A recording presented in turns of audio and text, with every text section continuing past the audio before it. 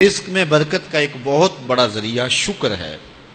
ارشاد فرمایا لَإِن شَكَرْتُمْ لَأَزِيدَنَّكُمْ، اگر تم شکر کرو گے وہ تمہیں اور زیادہ عطا کرے گا، اور اگر تم شکر نہیں کرو گے وَلَئِن كَفَرْتُمْ، کفران نعمت کرو گے، إِنَّ عَذَابِي لَشَدِيدٌ، تو پھر میرا عذاب بڑا سخت ہے۔ رزق کے اضافے کا ایک اور بہت بڑا سبب انفاق فی سبیل اللہ ہے۔ اللہ فرماتا ہے جو تم خرچ کرتے ہو تو جو چیز تم نے نکال دی اس کی جگہ اللہ تمہیں اور عطا کر دیتا ہے۔ بعض کا ہمارا یہ ہوتا ہے کہ کوئی آدمی مالی بحران میں آ گیا تو وہ کرتا کیا ہے کہ جو راہ خدا میں دینے کا کھاتا تھا پہلے اسے کلوز کرتا ہے، یہ فلاں مدرسے کو دیتے ہو یہ بھی بند کر دو، یہ مسجد کو دیتے ہو یہ بھی بند کر دو، یہ فلاں غریب کو دیتے ہو یہ بھی بند کرو، حالات ٹائٹ ہو گئے ہیں۔ لیکن 5 گاڑیاں ہیں تو 2 گاڑیوں پہ گزارا کر لیا جائے، پیٹرول بچے، یہ نہیں ہو سکتا۔ گھر کے لچھن وہی ہیں لیکن بند کہاں سے کیا؟ جہاں سے رزق آنا تھا۔ ہمیں تو یہ حکم دیا ہے جب رزق تنگ ہونے لگے صدقہ دے کے رب سے کاروبار کر لو، صدقے سے تمہارے رزق میں اضافہ ہوگا۔ یہ رب کا وعدہ ہے اور اللہ کے وعدے جھوٹے نہیں ہو سکتے۔ رزق کی برکت کا ایک اور بہت بڑا ذریعہ النکاح ہے۔ فرمایا اگر تم نکاح کرو گے، تم فقیر ہو وہ تمہیں غنی کر دے گا۔ لوگ کہتے ہیں بچہ پیروں پہ کھڑا ہو لے تو پھر نکاح کریں گے، اللہ کہتا ہے تم نکاح کرو ہم پیروں پہ کھڑا کر دیں گے۔ ہمارا فلسفہ اپنا ہے، اس کا حکم اپنا ہے۔ وہ کہتا ہے ابھی تو یہ اپنے لیے نہیں کماتا تو جو آئے گی اس کو کہاں سے کھلائے گا؟ میاں جس نے آنا ہے اس نے اپنا رزق لے کے آنا ہے۔ تو بچوں کی شادیاں کرو، اگر وہ جوان ہو گئے رزق نصیب ہوگا۔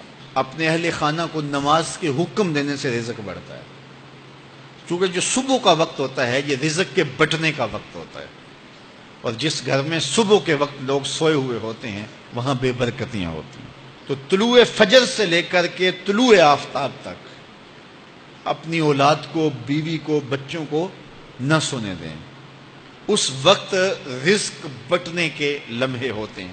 کثیر دعائیں مانگیں، تلاوت کلام مجید پڑھیں، اور نماز فجر مرد حضرات مسجدوں میں جا کے باجماعت ادا کریں، اور گھروں میں جو ہے وہ بیٹیاں بہنیں مصلے بچھا لیں تو اللہ کی رحمتوں کا نزول ہوگا۔ اب ایک حدیث میں رزق کے اضافے کا ایک اور نسخہ ارشاد کیا گیا۔ میرے حضور نے فرمایا جو شخص یہ چاہتا ہے کہ اس کے رزق میں برکتیں ہوں اور اس کی عمر میں اضافہ ہو تو وہ اپنے رشتہ داروں کے ساتھ سلوک اچھا کرے۔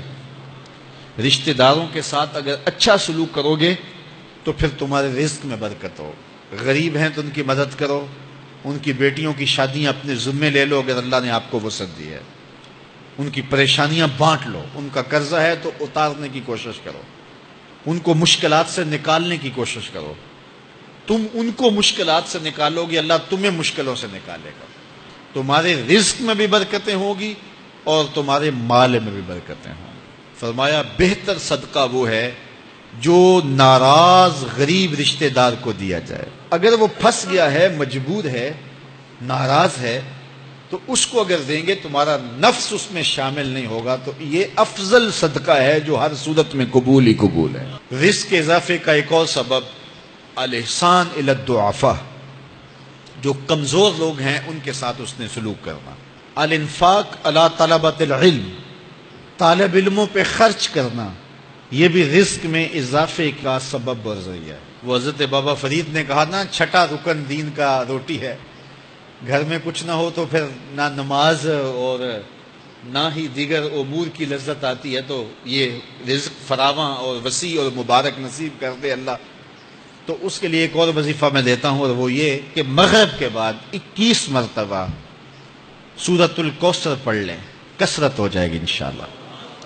اول خدوشی پڑھ لیں، 5-7 منٹ لگتے ہوں گے، تو سورہ کوثر 21 مرتبہ روزانہ مغرب کی نماز کے بعد پڑھیں۔ اور اگر بہت زیادہ مسائل ہیں تو ہر نماز کے بعد پڑھ لیں، تو انشاءاللہ آپ دیکھیں گے کہ گھر میں برکتیں اترتی محسوس ہوں گی، انوار کا نزول ہوتے محسوس کریں گے۔ تو یہ وہ رزق کے اسباب ہیں، اگر ہم اختیار کر لیں تو ہم اللہ کی خاص رحمتوں کے حقدار ہوں گے۔